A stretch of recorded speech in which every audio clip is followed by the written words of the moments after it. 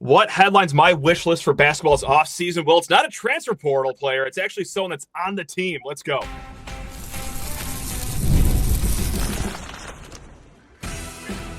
You are Locked On Spartans, your daily podcast on the Michigan State Spartans, part of the Locked On Podcast Network, your team every day.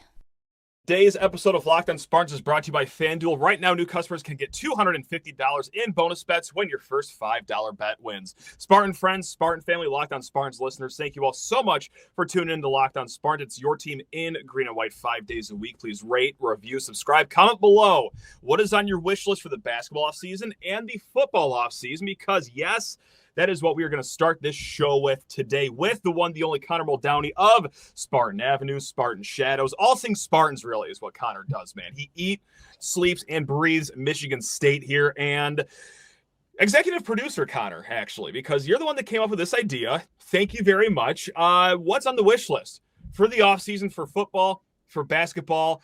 I'm just going to blurt mine out right now because, look, as we're in the midst of this transfer portal cycle, Michigan State got Caleb Glenn. That's awesome. Still work to do. They need a starting shooting guard. They're going to need maybe even another guard, a backup point guard, if you will. But I'm actually going to burn my one genie wish, if you will allow it, Connor, on someone that's already on the team. And what I want to see this offseason is growth by Jeremy Fears on the offensive side of the floor. And that's not to say Jeremy Fears is bad. No. I think Jeremy Fears is really solid. I think he had a really strong redshirt freshman season for Michigan State, especially at the end of the year. I think we would all agree. But it's got to be a little better scoring the ball, better than 50% at the rim like he was last season, better than 34% on twos, more confidence with shooting the three, which he did at 34%. Michigan State lost quite a bit of offense last year. I think, hey, how about the guy, the floor general, being more than just a distributor of the ball and actually having a floater game, being strong finishing, being confident from three. That's what I want to see is growth by Jeremy Fears. Are you going to hop in and say something about the roster, Connor, or are you going to dive in to these transfer portal waters for your little wish here? I feel like doing the transfer portal wish list, like that would be way too easy. Like saying, okay, I want like another guard / wing and maybe like a center-ish, like not even maybe like a little bit better than Zapala was, but that would be too easy. So I think I'm gonna go. You honestly kind of took mine, but I'm gonna. No, I had two in mind. We can redo all this. That's fine. That's okay. No. That's great. That great minds think alike type thing. I think you're right on Fears. Like having an offensive game is gonna make this team a legitimate Big Ten title, national title threat. But I think the key to us being an elite team next year is Coen Carr of taking that next step with his jumper. If he adds a jumper to like a consistent jumper, he showed he could shoot it this year. Like his free throw shot shows that there's potential there. But if he had a mid-range to even, wide open three consistency, he's legitimate Big Ten player of the year good, I think.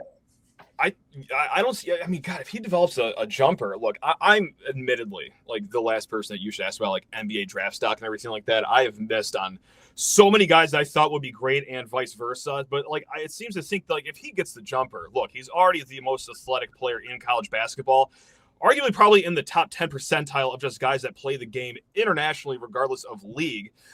If he gets like a shot that he's comfortable with, that other teams are comfortable with, I think he's going to be an NBA guy next year. Again, like I could just look like I don't know what I'm talking about, but yeah, I mean, it's not enough to say that he could be all Big Ten. Connor, he could be a specimen, a special basketball player if he continues to grow. What is it going to take for us to believe, though? Is it just like one Moneyball sesh? Is it going to be a few games in November? Like what is it going to take for us to believe that, okay, we have seen actual growth on the offensive side of the ball from these guys, you think? We saw Tum Tum and Pierre Brooks look like Kobe Bryant. And so I'm putting zero stock into Moneyball. Boo. That's not fun, Connor. Come on, man. I will at the time that it happens, I will be all in for sure. Good. Perfect. Okay. I would say, kind of hearing Izzo talk about improvement. Like Izzo's not one to heap praise on someone if they're not actually improving. Yeah, of course. Like a couple times where he's missed, like Xavier Booker, he's kind of said like it's not a matter of if, it's a matter of when he's going to break out. That's kind of a miss on Izzo's part. It might not be. I mean, he might be a breakout star at UCLA. We don't know. But if Izzo starts talking about it and then we see it early on in the season that he's comfortable taking the shot. Like, he didn't look comfortable taking jumpers. He was getting wide open threes for obvious reasons. And he was shooting them closer to the end of the year, but he still didn't look comfortable. If he catches a ball and just like shoots, like if he's just catching shooting right away, like, yeah, like my heart will stop. My heart will stop for sure. But if he starts knocking them down, like I don't care if it's 35 to 40% mid-range. Oh, that's great. Like sure. that's great. Like 30%, I'll take it. I'm at the bargaining stage already with like those shots. Yeah, that's fine by me. If he's making 30% of his jumpers, he's averaging probably 15 points a game. That would be sensational if he could just night in and night out be a double-digit scorer for this team, because there's a lot of points that have left this roster. And speaking of roster, let's switch it to football here, because everyone's offseason wish can go in a variety of ways here. As we're approaching the spring portal cycle here in a little bit, of course, that could be a popular wish. Yes, we could use another rush edge. We could use 15 more of those based on what we saw last year, but I'm going to go once again as someone that's already on the roster, just because the spring portal cycle, very rarely do you get like a plug in and start kind of guy. Yes, Michigan State was fortunate to get Ed Woods last year under those circumstances, but I don't know how many high impact guys against just straight up like depth pieces that you can get. So instead, Connor, my offseason wish is just to come into September and, oh my goodness gracious, Connor Moore, the transfer offensive lineman from Montana State, is actually as good as advertised, actually as good as people want him to be, because, well, I think that his floor is already better than what we have at Michigan State, especially the last few years. I do have an eye towards what happened at the end of last year. He didn't let up a lot of pressures throughout the whole season, but he let up 5 in the national title game against North Dakota State. So it's like, is that because that's the best competition they faced, which is certainly going to be not even as good as the competition he'll face in the Big Ten? Or was that just a blip on the radar? Did they not count those stats correctly, what have you? But I need Connor Moore and this whole offensive line, really, quite honestly, to be better. And it starts with Connor Moore, the big splash transfer portal edition that you got. So please just have good spring. Have a good fall camp, young man. Do not, I don't know what his hobbies are, if he's into tractor and your ATV. Don't get any weird injuries this offseason. Just be a good right tackle. I just need to see a good right tackle, Connor. And it all starts in the offseason. So that's what I'm going to cry to the genie about. I think the offensive line has been on my wish list for like 6 years and forever since Obama was in office. Yes, I and know. I'm pretty sure every offseason I get tricked into being like, "Oh my God, this is going to be the best offensive line we've had in a decade." Every offseason I get tricked. So I agree with that. I think the guys that we got on paper should be legitimately like massive upgrades to what we had last year, and getting guys back like Dooley, Big Dooley. Guys like that, kind of getting everyone help. I agree with that. I would say my wish list, also someone on the team, transfer portal wise, like I don't pay attention to football transfer portal. It's just a nightmare. It's healthy. It's a healthy way to go about it, quite honestly. I don't pay attention until news happens. I just can't, like, I don't know who's in it. I don't know. You're smart. You're smart. I would say, obviously, I'm going to kind of go with a cop out here and say Aiden Chiles. I want him to kind of slow the game down and play a little more free. I want him to kind of get that confidence back that he had going into last year. I think he kind of had it shattered with all the turnover problems he had. But we saw flashes against Iowa. We saw flashes at the end of the year. He played really well at Illinois. I think if he slows the game down, doesn't try to play hero ball, and plays free, like tuck and run, like you have elite athleticism. Let's burn those legs up this year, baby. That's right. I forgot, was it the Boston College game where he had some of the most incredible runs, like just shaking defenders left? Like, he has the ability to be a freak athlete. He just needs to do it. And I think he's in his head this offseason. I need him to get out of his head, play more free, cut down the turnovers next year. The NBA playoffs are almost here, and FanDuel is giving new customers an incredible way to get in on the action. Right now, when you join FanDuel and place your first $5 bet, you will get $250 in bonus bets if that bet wins. Guys, there's many reasons to love FanDuel. Like, for example, I just love how easy it is, how they keep every event, whether it is the NBA playoffs or, hey, how about this golf tournament going down in Augusta? I love just how they keep everyone involved, even if you didn't pick necessarily the right golfer immediately right off the bat on Thursday with all their live lines, their hole-by-hole bets in the world of golf.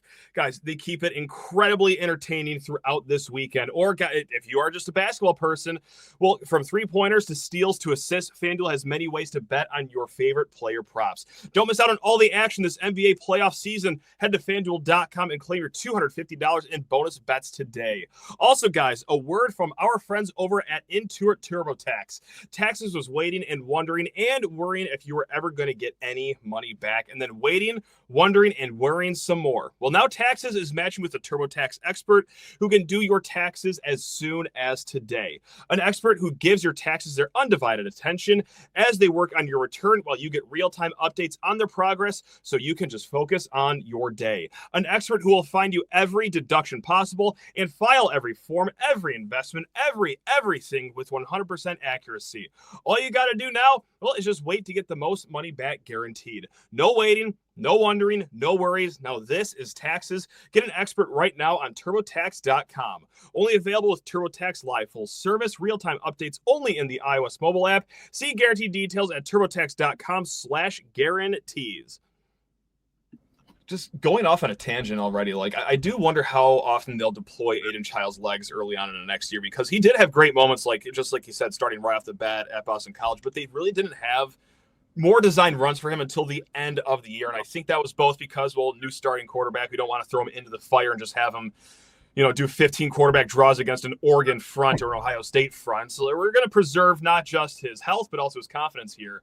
But at the end of the season, you saw more runs, and that's when, they had some really good offensive moments, which were far and few between. Let's not get it twisted. It's not like, they lit the world on fire in November, but the few good moments that happened were when Aiden Chiles was using his legs. So I do wonder if they will utilize it, just uncork it right off the bat next season. I hope so. Of course, you got to be conscious of his health, because this team's only going to go as far as his arm and legs take you. Mm-hmm. But that might be your best shot at a run game next year. We'll have to wait and see. Design runs, though. It doesn't have to be the quarterback keeper design, because a lot of the times we've seen that just not working for us. I don't remember the last time we had a legitimate on third and short specifically. Yeah. We'll do it out of a shotgun, which is blows my mind. Anyways, but even we saw a lot of the turnovers coming from plays where if he just ran the ball, that's a first down. There's nobody in front of you. I get that you want to show that you're a pass first guy, which he is. Mm-hmm. You want to, a lot of dual threat quarterbacks like to show that they're pass first guys, and they'll play hero ball. They'll throw into double coverage when they're getting, the plays kind of running out of control, and just run with the ball. Either scramble out, throw it away, or run. You have all the ability in the world to pick up 10, 15 yards on a scramble. So let's keep it with football right now, and we're going to just reintroduce a game that we haven't played here in a while. It's very high level. There's a lot of rules to it, so I'm sorry if it's going to be difficult to follow along for some out there, but it's called Fill in the Blank, where I'll just say a sentence with a blank in it, and then Connor's just got to go and run. And then, of course, I'll add my 2 cents if anyone cares about that. But let's just start right here. This is the most broad one I have, Connor, because truly I feel like everyone has a different answer for this one. You are blank about MSU football. You can go the good route. You can say hopeful. You could just say apathetic. You could say you are ringing every alarm in your sight because you are not confident about this team. But Connor, you are blank about MSU football as we are sitting here in early April. Cautiously optimistic. Wow, go on. Okay. That's good. This is healthy. Okay. I like this. I've been kind of, I've distanced myself from getting emotionally invested in MSU football for the past 3-4 years. Congratulations. Okay. I still do. That doesn't stop me. But, yeah, you come crawling back every fall like the rest of the suckers do. Yeah, we know. Yeah. I say that until the season starts, and I'm devastated. Mm-hmm. So going into the season, I'm not expecting much. I mean, you miss a bowl 3 years in a row. It kind of knocks you down a couple pegs. But I keep hearing all these national experts talk about how great of a coach Jonathan Smith is, and how Michigan State fans just need to be patient. We didn't hear that the same way with Mel Tucker. So, people could say he's kind of a dud. He doesn't have that much of a personality, blah, blah, blah, blah. Not all football coaches need to be Tom Allen. Not all football coaches need to be tackling their players after a play. That doesn't need to happen. Obviously, he's a different kind of coach than Tucker was, who was fired up. He's kind of in the D'Antonio mold where he won't show a lot of emotion, but he's also not as angry as D'Antonio, if that makes any sense. He's always a 5 out of 10. Yeah, he's a very even-keeled coach. A lot of players like that. If he has good assistants around him, it's going to work. I think he's a smart enough guy that he knows how to win. He's shown it at Oregon State, which is perennial bottom feeder program. No shade, kind of shade, but it is what it is. Usually is. But like hearing he didn't leave for no reason. Exactly. They're playing I don't know, San Jose State every week. So every single week. I just think that the experts know more than me, and I'm going to trust what they say about a guy who I really have only acclimated myself for the past couple of years, and kind of trust that he knows how to build a roster, knows how to get his guys. And I think the beginning of last year we all saw a little bit of it, and then he hit a rough patch and then just never recovered. But a bowl game would be the minimum expectation. It has to be. It has to be. I do like what he's done with the roster so far this offseason. They've taken the offensive line very seriously. Not only are you welcoming back all the depth that you had last year, but you also get a Matt Golden, pair him with a Connor Moore, of course. So there's going to be hopefully strength in numbers and also production on the offensive line. I do like what they've done with the secondary. They've gotten, a bunch of experienced guy at lower levels. We've seen the alternative ideology where it's like, hey, let's get guys that are backups at SEC schools. Let's try them here, see how it works. And for the most part, didn't really go too smoothly, but we'll have to see what, actually happens, unfortunately, in the fall. We got to wait that long, is why I say unfortunately. But, let's keep it with football. Let's actually go back a few years, because this is a story that we have not talked about here at Locked On Spartans, even though it's about a week old right now. And we're talking about the NCAA investigating Michigan State for recruiting violations under Mel Tucker. Now, we don't know a lot. That's why we haven't really talked about it. We don't know if this was self-reported by Michigan State. We don't know the extent of the accusations that Michigan State has done. And Connor, quite frankly, I also don't even know how you commit recruiting violations in this landscape of college football anymore, where there seems to be no rules. So I'm actually very curious to see what on earth they're even doing. But here's the key here.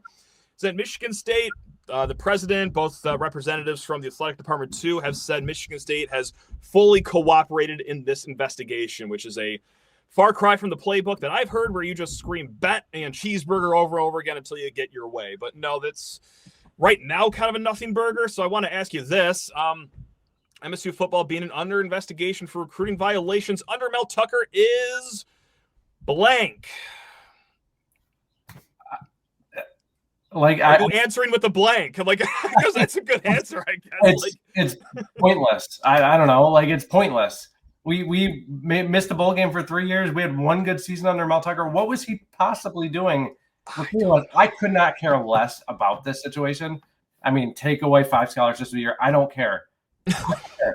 The NCAA should look at us and be like, you know what? We kind of feel bad. They didn't do anything with these recruiting violations. Yeah, give us more scholarships, actually. Yeah. Right. Yeah. I don't know if we were giving David Stone a slingshot on the side. I don't know what the violation. Don't know. But clearly didn't work. So that could be investigated.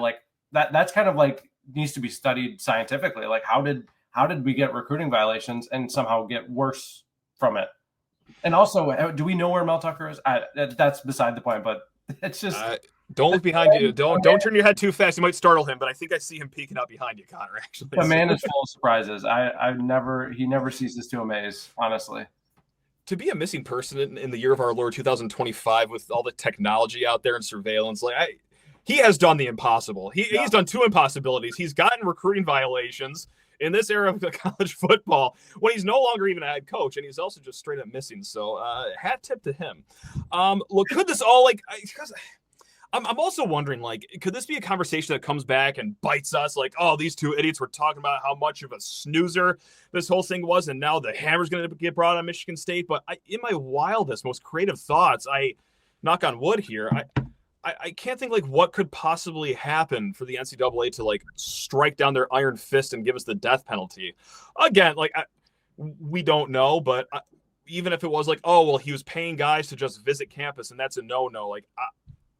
What's that going to do for Michigan State, especially since there's really no one from that staff around anymore There's a few people, but for the most part, they're all gone. So I don't know. I hope this isn't famous last words. I hope I'm not like, setting us up for failure right now with a classic Locked On Spartans jinx. But I don't know. This is why I've gone a week without talking about it. I don't know what much more I can add other than a guy that hasn't been employed here for the better part of 2 years committed violations that really didn't even pan out. It didn't even work. That just means that he wasn't as good of a recruiter as we thought. Like the one thing that everybody was like, well, at least he was like a decent recruiter. Now he doesn't have that. If he's recruiting violations to get borderline top 35 class, I don't know. I don't Whatever. Care. I don't care. I don't care, and I hope it stays that way. I hope that nothing escalates to a point where we actually have to care, but hey, Michigan State fully cooperating right now. That's all they can do, and that's all that matters right now, because when you don't cooperate, that's when you're getting yourself into hotter water. Just a little tidbit of information for all you fine folks out there. Connor, the next one. When I say Spartan Gateway District, does that mean anything to you? I'm going to give everyone the cliff notes regardless, but like, are you hip to this little project going on here? I've seen like fake plans for it. I don't know if they're real plans or fake plans, but I think they're real in theory. They're gonna bring it up to the board here in a little bit. But the Spartan Gateway District, guys, it's gonna be this whole little district, kind of by Trowbridge. It's gonna be if you will, a gateway to the campus on the southwest corner, if I'm thinking of the map correctly here. But look, they're gonna have shops. They're thinking of a hotel, maybe some academic buildings, but also an arena. That's right, Connor. A nice arena that's going to cost $150 million, which would house women's volleyball, gymnastics, men's wrestling, and also the ability to host concerts, other campus activities. It will open in 2027. Now, so Connor, the Spartan Gateway District is blank. I will let you bet first because I'm going to ramble when I take the mic back here. So, go ahead. Your just general thoughts on this little Spartan Gateway District here. Interesting. Okay. I would have to look into it more, but like the idea of having all that, I don't know where there's room to put all that if you're going to keep the campus as beautiful. And a lot of trees getting mowed down here in this project, I think. Yes. Yeah. I'm not a huge fan of that because I think that's what makes Michigan State kind of unique in a way. Like it has its own, nature, whatever. Big arborist over there. Yeah. I mean, a campus is cool in the fall. I'll say it gives you like that nostalgia feeling. Those Spartan shadows got to come from something, and I'd rather it be trees than buildings. You like that? Exactly. Yeah. Nice. Thank you. Nice. Yeah, I think it'd be a cool idea. I don't know how many campuses actually have something like that. I think it would probably set us apart. Yeah. Give me your thoughts. I need to hear. Because I have thoughts, and I could also, again, like out myself to be a total moron. Maybe this is very easily discoverable that, hey, Matt, actually in section 31C of the bylaws of the land grant, they actually can't do what I'm about to describe. So I'm just curious that in a world of college athletics where cash is king and a lot of that cash is produced by football, and in not a lot of cases, but the case here at Michigan State, men's basketball, I do wonder why a $150 million arena is going up for volleyball, who's now playing home games at Breslin Center, which I don't think there's any plans to demolish that. I get it'd be cool. It'd be awesome. I think playing in Breslin Center is just fine enough. And I hate to say that about a volleyball program because I truly do love volleyball, the sport. Also, gymnastics. I know they do work in Jenison. I know Jenison has been around since before the American Revolution started. It's an old building, but at the end of the day, like, it is collegiate gymnastics. It's not a cash cow. The men's wrestling program, you really want me to upset people? They should probably go away with that, just like they did the men's and women's swimming. Because just like men's and women's swimming, they don't win anything. Why are we giving a $150 million arena to those three sports that either, here we go, this is really crass of me, don't deserve it, have not proven that they deserve such facilities? I'm sorry, men's wrestling makes me sick to my stomach to talk like that about a Spartan team, but let's talk like adults here. Or where there's already fine venues for them. Have gymnastics at Breslin Center too. Who cares? Whereas, as you're hearing cries from people about Spartan Stadium, hey, it needs to be renovated. Hey, you need to do this, this, and that.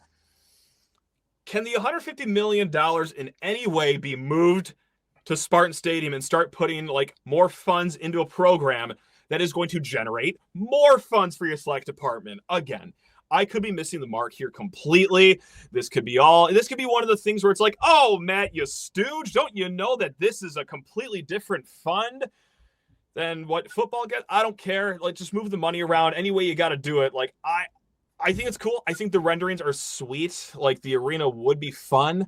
But, man, in a world where we are looking at Spartan Stadium looking like a prison from the outside, I don't know. I just think money could be used a little better. I hope I was eloquent enough about that, Connor. That clip there about the wrestling team is going to be used in their national championship video when they. Good. You know what? I will bully them into greatness. That is no problem on my end. I could do this all day long here. But yeah, as I'm seeing them come at the bottom of Big Ten standings year after year after year, and all of a sudden, hey, got to get them a new arena. What? I mean, I agree with that. I think that Spartan Stadium is in desperate need of some upgrades. Like a facelift would be like, we look like, I think we've talked about it before. You kind of like the dingy look on the outside. I like that it looks like a prison, but I also fully know that I'm in like the 2% minority and people actually want nice things in life. Let's give them the nice things in life. Not by a volleyball arena down near Trowbridge. How about the place that actually seats like 75,000 people and a lot of donors in that building? That's just me. If we're up to Matt, there would be barbed wire over the railings, and I would take down the west facade. Yeah, it'd be more steel, more exposed concrete. Yeah. Mm-hmm. That's right. Troughs in every bathroom, men and women's. It would look absurd in there. The only food option is beer and stale bread. That's all that you get. But again, I'm not most people. Most people want nice things. Let's put the funds towards those nice things in Spartan Stadium. That's just where my mind goes. So, yeah, I can't help you there. If you want upgrades to the stadium and you still want it to look like a prison, I really can't help you. Right? Like selfishly, no, I'd keep Spartan Stadium. I like the nostalgic, but like I believe me, I hear enough cries both in the inbox, lockonspartans@gmail.com, and just conversation with Spartan fans, and they are the rational ones in this. Like, you got to get up with the times here. I mean, I know that the only thing that's really going to fix Spartan Stadium is how good the team on the field is, but in the meantime, maybe let's do those renovations, not just like changing out the screens on the scoreboard or getting new carpet inside of the suites, something that does not affect or that 99% of this fan base will even notice when the games happen this fall. That's, yeah. You're not wrong. You kind of, you're right there.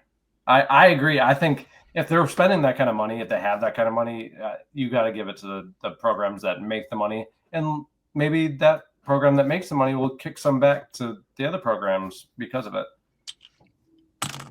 It seems easy. Like I don't know.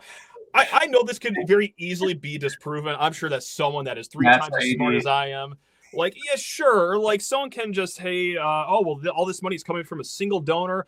We'll have a sit-down dinner with that donor at the second level of that double-decker McDonald's and tell them that maybe this money is better spent somewhere else. We'll name, like, a facade of the stadium after you or something like that. I don't know. It pains me to say because they had like gymnastics, like they're doing awesome. They've made the NCAA nationals for the first time in like 2-3 decades or something like that. Volleyball, I want to see that program succeed.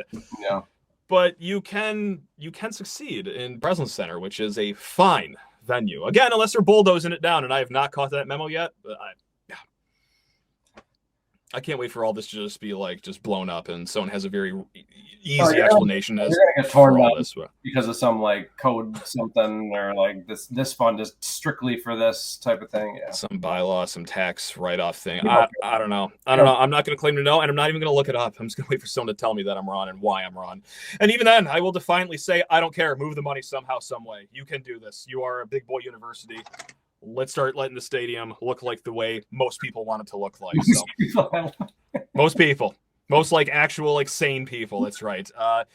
Connor, this was a hoot. Thanks for playing another round of Fill in the Blank. What a journey this has been for us here. So anything you want to plug here before we let you go? Enjoy the rest of your lovely week here.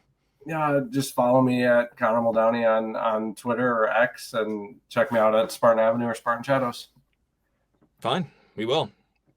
I'll do it. Guys, we will be back. We do this Locked On Spartans 5 days a week. Until next time, guys, thank you all so much for viewing, for listening. Connor, you are the best. You are all the best. Love you all, including you, Connor. Go green. Oh, wait.